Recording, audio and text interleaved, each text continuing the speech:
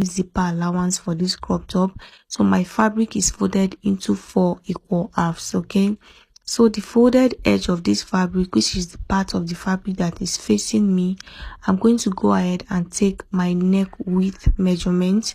So since this top does not have a zipper, I'm going to take 4 inches as the neck width, and for the neck depth I'll go down by 3.5 inches. So this totally depends on you, depends on how open you want your neckline to be. So what I'll do is to connect from the 4 inches width to meet the 3 inches depth.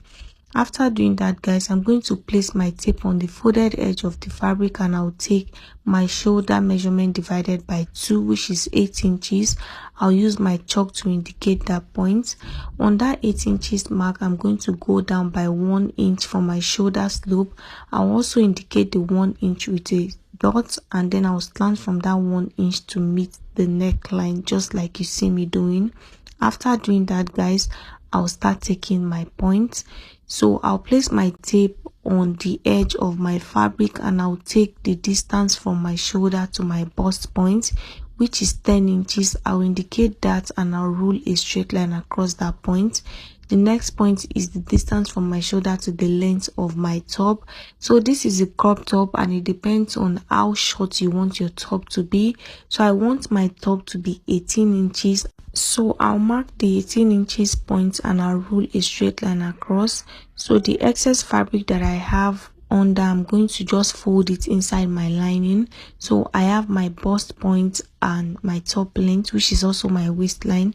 To get my chest line, I went down by 8 inches. Okay, 8 inches is my chest line. If you don't know how to get your chest line, just go up by 2 inches from your bust point and it will give you your chest line.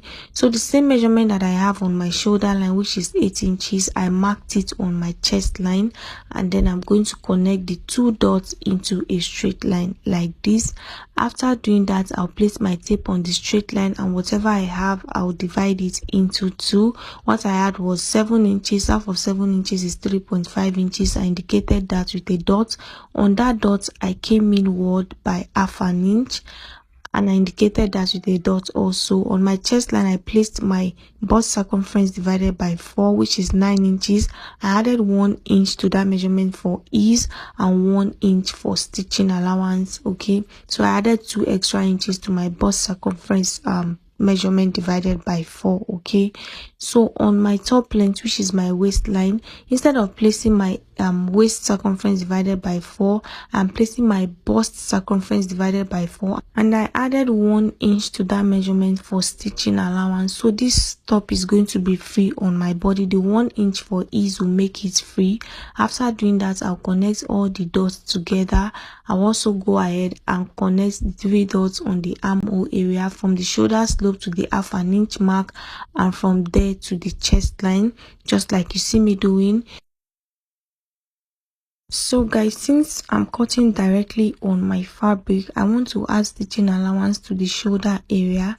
So I'm going to go up by half an inch on the shoulder, just like you see me doing. This is going to serve as my stitching allowance, so I don't run short of fabric. So if you're cutting with free hand, go ahead and add stitching allowance to the shoulder area.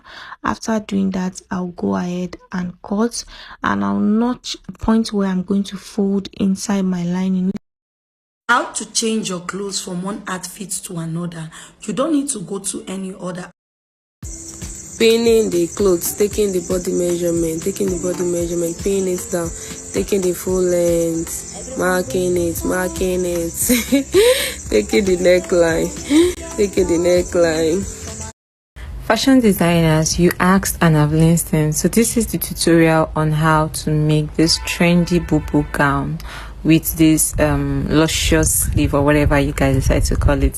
So this is the fabric we're using for this tutorial, and this is it. Just watch the video, it's simplified. Just follow the video, you'll be able to understand how to cut it and sew it.